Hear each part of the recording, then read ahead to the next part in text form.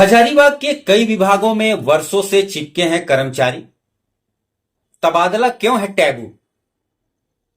इन चिपकू बाबुओं की जड़ों को क्यों नहीं काट पा रही सरकार? नमस्कार, मैं हूं अभय सिंह। आज के संडे स्पेशल में आपका स्वागत है।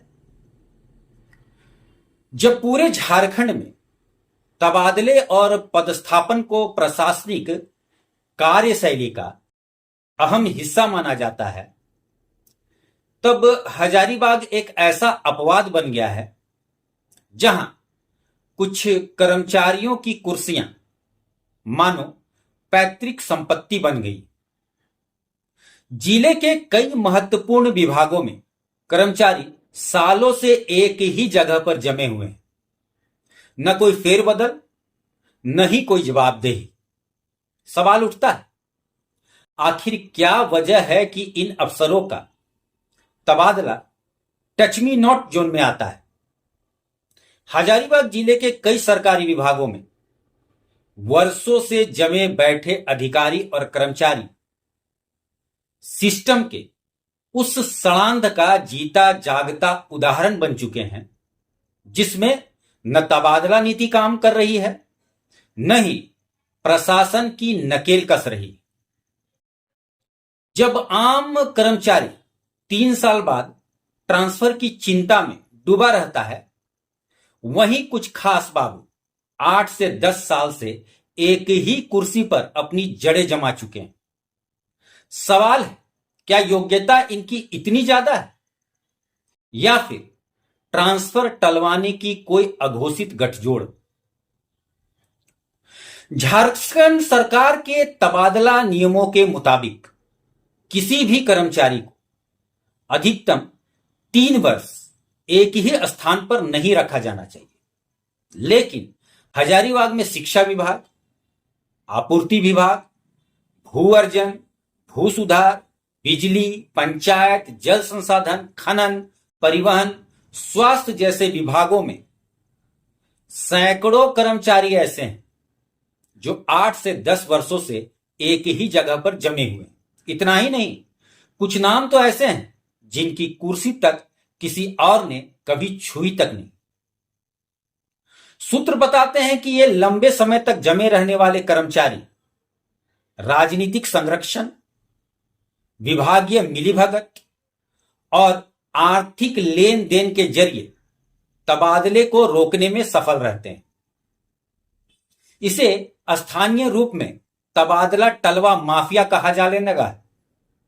विभागीय कार्यालयों के भीतर बैठे कुछ दलाल तबादला आदेश को या तो समय रहते निरस्त करवा देते हैं, या फिर फाइल को वर्षों तक दबा कर रखते हैं।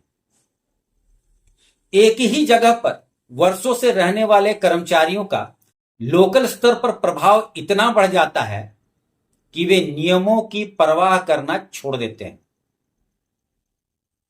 फाइलें पैसे के बिना नहीं चलती, ठेकेदारों को सुविधा शुल्क देना पड़ता है और जनता अपने अधिकारों के लिए चक्कर काटती रहती है। ऐसे बाबू अपने पद का उपयोग जन सेवा की जगह निजी धंधे में बदल देते हैं। ईमानदार अधिकारी और कर्मचारी इस सिस्टम में खुद को ठगा सा महसूस करते हैं। जब उनका ट्रांसफर समय पर हो जाता है, लेकिन भ्रष्टाचार में लिप्त अधिकारी या कर्मचारी एक ही स्थान पर राज करते रहते हैं, तो इससे पूरी प्रणाली में असंतुलन पैदा होता है। दूसरी ओर आम जनता को समय पर काम नहीं मिलने के कारण गहरी हताशा होती है।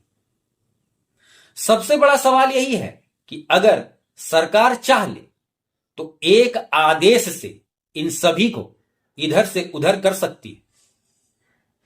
फिर क्यों नहीं हो रही है कार्रवाई? क्या सत्ता में बैठे लोग भी इस ट्रांसफर माफिया के संरक्षक हैं? अगर नहीं, तो फिर वर्षों से जमे लोगों को हटाने में प्रशासन क्यों हिचक रहा है? अब आम जनता की मांग है कि जिला प्रशासन हर विभाग में जमे कर्मियों की सूची सार्वजनिक करे और राज्य स्तरीय जांच टीम गठित कर ट्रांसफर नियमों का पालन सुनिश्चित करवाए। साथ ही जिन पर भारी अनियमितता के आरोप हैं उन्हें तत्काल प्रभाव से हटाया जाए। हजारीबाग में ट्रांसफर सिस्टम एक बीमार धड़कते दिल की तरह है जिसे इलाज की नहीं सर्जरी की जरूरत है। जब तक वर्षों से जमे हुए इन कर्मचारियों की कुर्सियां नहीं हिलेगी तब तक भ्रष्टाचार, पक्षपात और प्रशासनिक सुस्ती बनी रहेगी। अब समय आ गया है कि सिस्टम को झकझोरने के लिए जनता को भी आवाज बुलंद करनी होगी, क्योंकि अगर तबादला नहीं होगा तो बदलाव भी नहीं होगा। लिख के रख लीजिए। आज के लिए इतना ही। धन्यवाद।